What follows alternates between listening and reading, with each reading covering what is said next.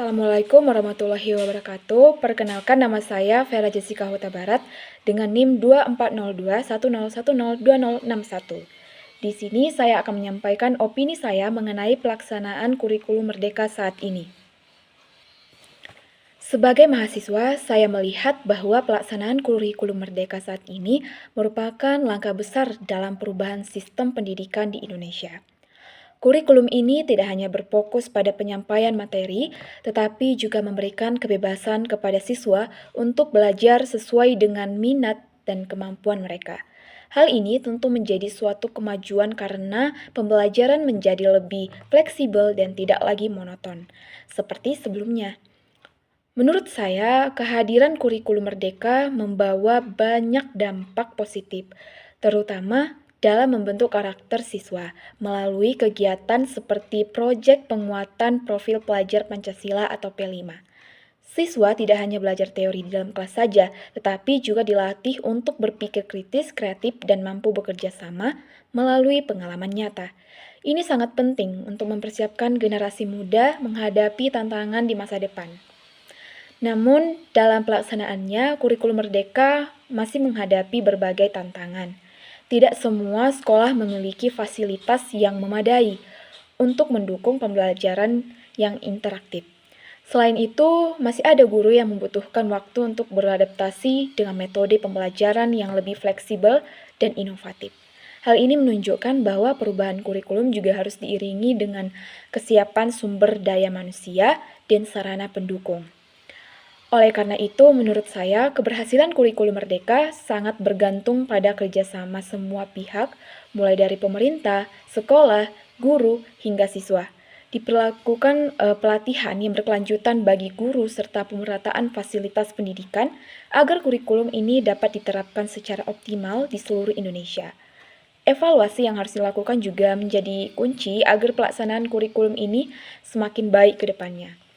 Sebagai mahasiswa, saya berharap kurikulum Merdeka dapat terus dikembangkan, sehingga mampu menciptakan generasi yang tidak hanya unggul dalam bidang akademik, tetapi juga memiliki karakter yang kuat, mandiri, dan siap menghadapi perubahan zaman. Pada akhirnya, pendidikan yang baik adalah pendidikan yang mampu memerdekakan cara berpikir dan memberi ruang bagi setiap individu untuk berkembang secara maksimal.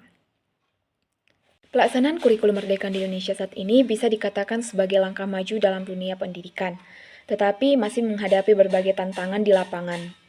Di satu sisi, kurikulum Merdeka membawa perubahan positif, pendekatan pembelajaran yang lebih fleksibel memberi ruang bagi guru untuk menyesuaikan materi dengan kebutuhan siswa. Fokus pada profil pelajar Pancasila juga menjadi nilai tambah karena tidak hanya menekankan aspek akademik, tetapi juga karakter, kreativitas, dan kemampuan berpikir kritis. Selain itu, adanya pembelajaran berbasis proyek membuat siswa lebih aktif dan tidak hanya bergantung pada metode ceramah. Namun, dalam praktiknya, pelaksanaan kurikulum Merdeka belum sepenuhnya optimal. Salah satu kendala utama adalah kesiapan guru.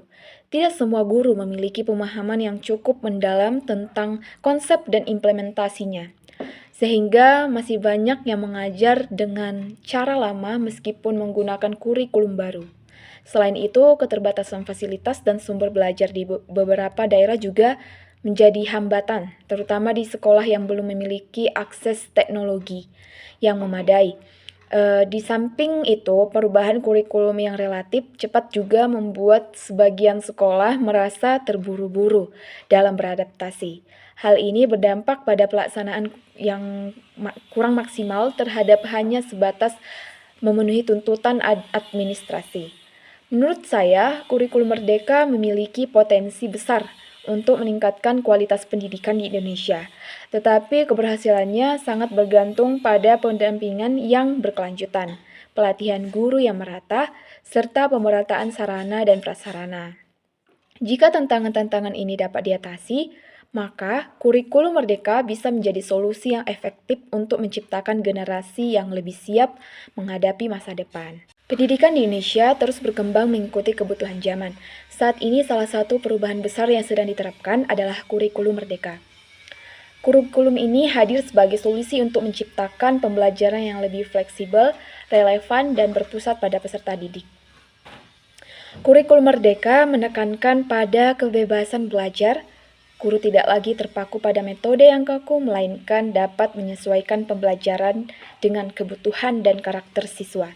Siswa pun diberikan ruang untuk mengeksplorasi minat dan bakat mereka secara lebih mendalam.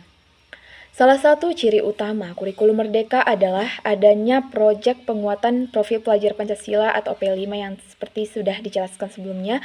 Melalui proyek ini, siswa tidak hanya belajar teori, tetapi juga praktik langsung dalam kehidupan sehari-hari, seperti gotong royong, kreativitas, dan kepedulian terhadap lingkungan.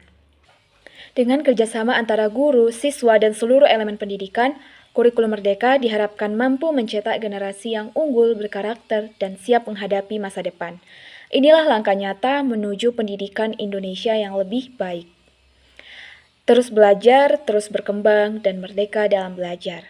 Demikianlah opini saya mengenai pelaksanaan kurikulum Merdeka saat ini. Semoga bermanfaat. Akhir kata, Assalamualaikum warahmatullahi wabarakatuh.